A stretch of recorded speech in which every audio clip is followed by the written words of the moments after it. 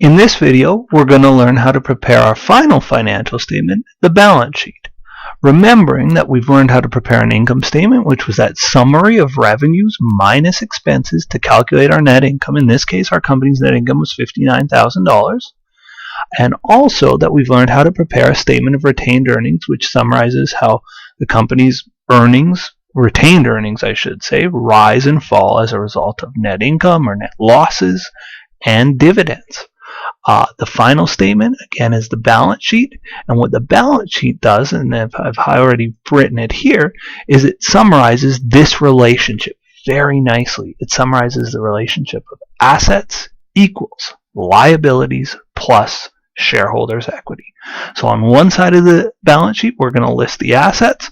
On the other, we're going to list the liabilities and the shareholders' equity. And you're going to see that assets do indeed equal liabilities plus shareholders' equity. So let's go ahead and prepare a balance sheet. As always, we're going to start with the title. The title of this balance sheet is the name of the company, Fred's Tailoring Service. The name of the financial statement, this is a balance sheet. And the date. And for the income statement and for the statement of retained earnings, we said for the year ended and then the date. With the balance sheet, we're going to say as at, and then we're going to give our date. I'll explain why the balance sheet's a little bit different, and I'll do it in the next video or maybe the video after. Right now, we're going to be worried about preparing the balance sheet, and it's important to know that it is different. If your instructor is anything like me, they'll take away marks if you give this title wrong. Titles matter, formats matter, the way the financial statements look matter. Okay, so as we said, this is the summary of assets, liabilities, and shareholders' equity. So the way I lay it out is a little bit different from most instructors and most textbooks. I make the students list all the assets out on the left-hand side of the balance sheet, all the liabilities, and shareholders' equity accounts are going to go on the right.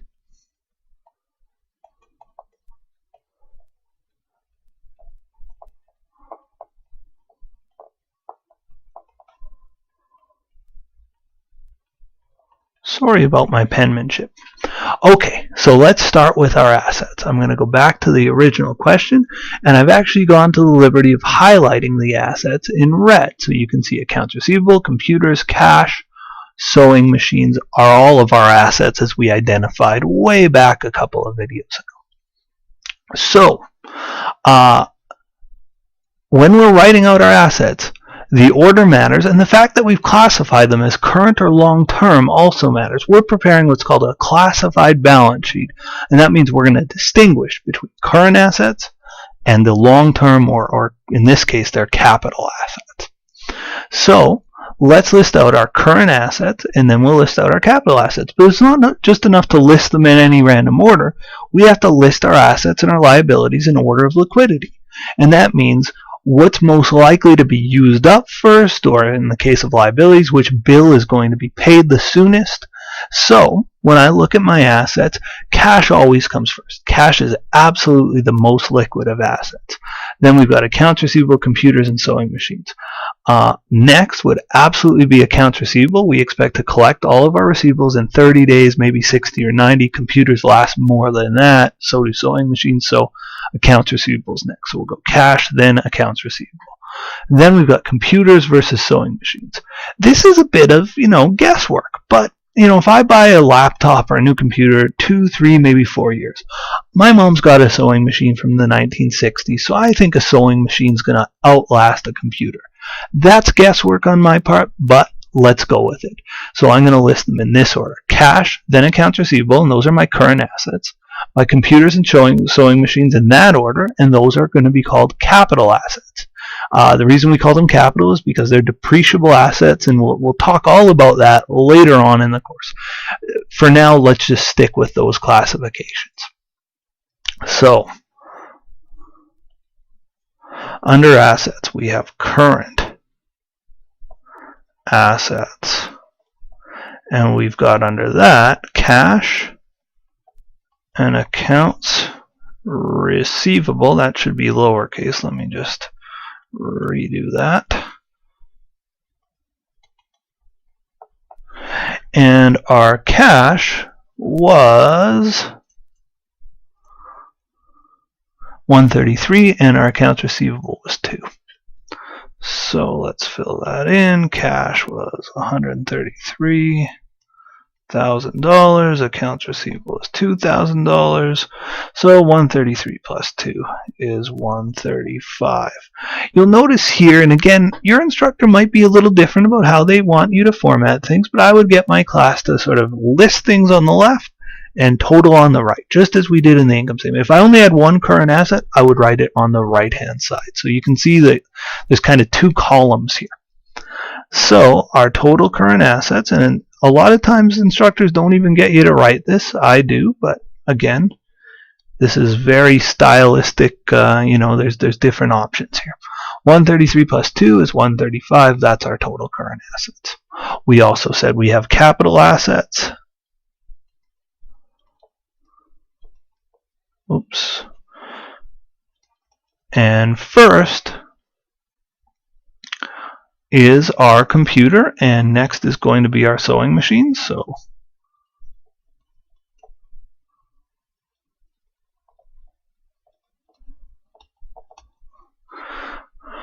our computer was worth $4,000 and our sewing machine's $15,000. Oops, that was computers with an S too. You always want to be consistent with what's given in the question. So our computers were 4 and our sewing machines 15. 4 plus 15 is 19.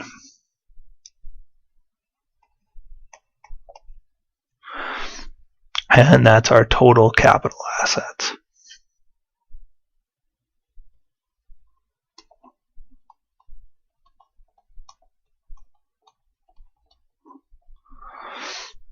So our grand total for assets, 135 plus 19, our grand total is $154,000. That's our total assets.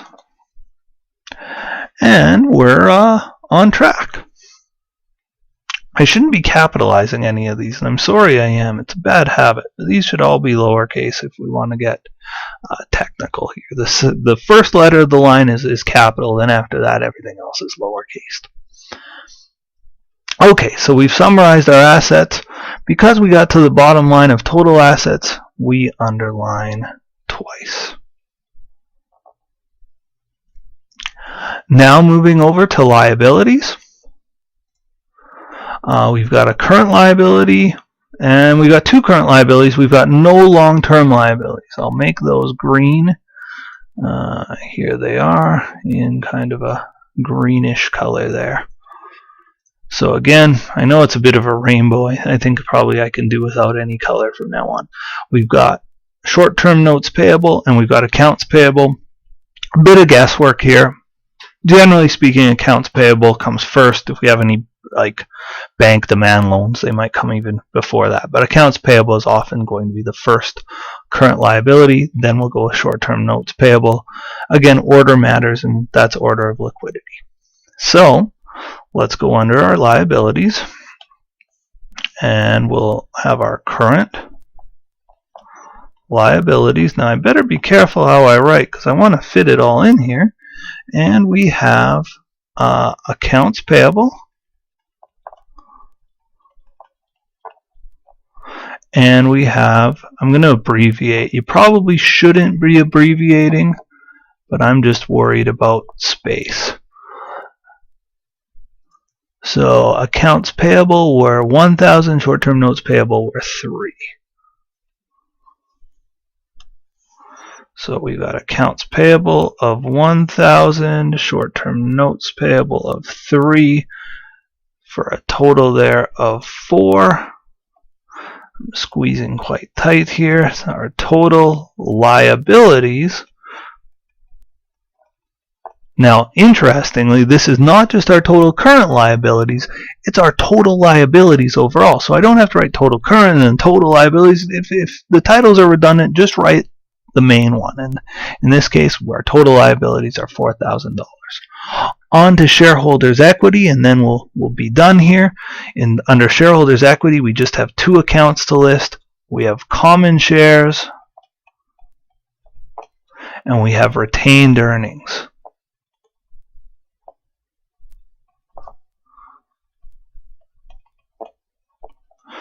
Our company's common shares are right there. They're the only thing I haven't highlighted so far.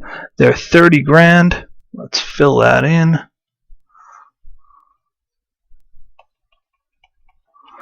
And our company's retained earnings, when I look on here, it says retained earnings March 1st, 104,000. I don't want to use that. I want retained earnings as at February 28th, my fiscal year end. Where am I going to find that? On my statement of retained earnings, the statement we just prepared a moment ago. You can see the retained earnings there at the bottom are $120,000. Let's fill that number in, and then we're all set. So I'm just going to give myself a little bit more real estate here. My total shareholders equity, I'm going to abbreviate that as SE for space purposes here. 30 plus 120 is $150,000. And now I have a grand total, and it's going to be total liabilities and shareholders equity. Again, I know my penmanship leaves a lot to be desired, but you can see the total liabilities there are 4. The total shareholders equity is 150. 4 plus 150 is 154. Double underline it as it's a bottom line. Now, again, dollar signs, generally speaking, top of every column, bottom line of every financial statement. There's some other rules here. Generally, under the new heading of capital assets, we'll have to have a dollar sign as well. But I would say rule of thumb, top of any column, bottom line of any financial statement, and you'll be certainly on the right track. Okay, I'm going to zoom out a little bit. Here's why I love accounting. Here's why accounting's the best subject you'll ever have. We went through this whole big problem. We prepared an income statement, a statement of retained earnings, and a balance sheet. And at the end of it, we know we must have done a pretty good job because our balance sheet balances. You know, I write an English essay, and I write an essay for 20 pages, and I think I've done a brilliant job. You know what? The instructor might think it was terrible.